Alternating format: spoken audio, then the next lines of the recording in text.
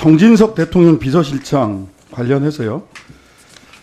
운영위에 제출한 불출석 사유서에는 수사기관으로부터 피고 발인 신분으로 12월 30일 출석하라는 통보를 받았다며 이에 전체회의에 부득이 불출석하면 양해해달라고 했습니다.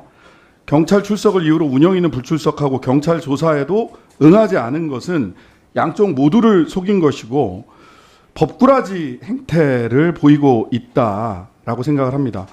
국회도 법적으로 반드시 대응해야 된다라고 생각을 하고요.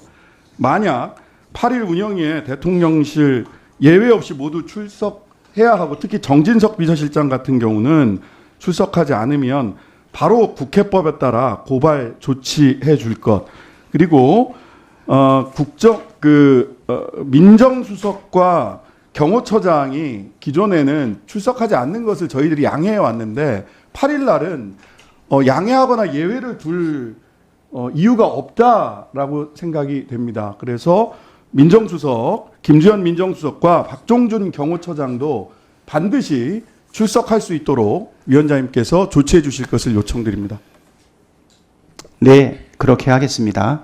이번에 정진석 의원님 말씀하신 대로 정진석 대통령 비서실장, 그다음에 김주현 민정수석 비서관, 박종준 대통령 경호처장은 1월 8일 현안 질의의 증인으로서 꼭 출석할 수 있도록 노력을 다할 것이고요. 만약 불출석 시 엄정하게 바로 국회법에 따라 고발할 것을 약속드리겠습니다. 그 국회 운영위원회에서 현안 질의와 관련해서 특히 비상계엄 내란과 관련해서 대통령실이 그동안에 어떤 역할을 했는지에 대해서 현안 질의하는 것은 매우 중요합니다. 특히 내란과 관련된 진상 규명에 있어서 대통령이 헌법적 가치라고 하는 것은 국민의 생명과 재산을 보호하는데 가장 큰 역할이 있는 것이죠. 그 보좌하는 역할이 바로 대통령실인데 윤석열이 내란을 하고 헌정질서를 무너뜨리는 데 있어서 대통령실은 그동안 무엇을 했느냐, 잘 보좌를 했느냐, 최종 가치라고 할 수 있는 국민의 생명과 재산을 위협하는 윤석열의 모습에 대통령실은 그동안 어떤 일을 해왔느냐에 대한 것을 명확하게 현안 질의를 통해서 규명하는 것은 반드시 필요한 겁니다.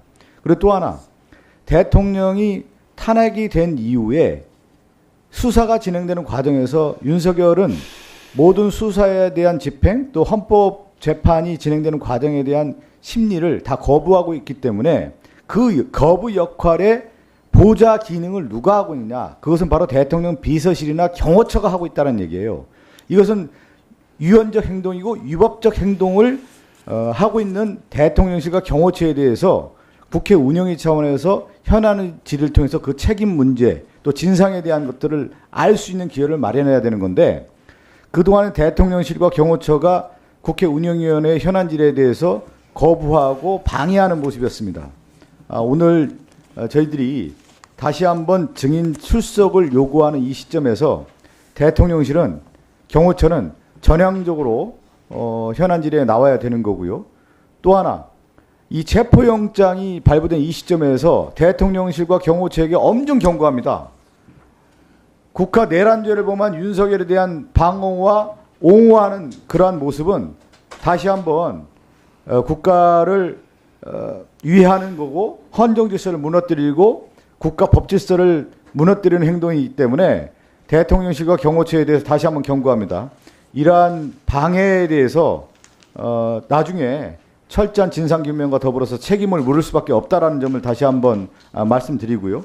그리고 이번 현안 질의와 관련된 증인 출석된 명단은 1월 8일 날 반드시 증인의 채택이 된 증인들은 출석을 해서 현안 질의에 임하기를 다시 한번 말씀드립니다. 그리고 위원장님 비롯해서 국회에서는 증인 출석을 반드시 할 수 있도록 저희가 오늘 증인 출석을 요구하고 그 이후에 안 됐을 경우에는 책임을 묻도록 하겠습니다. 이상입니다.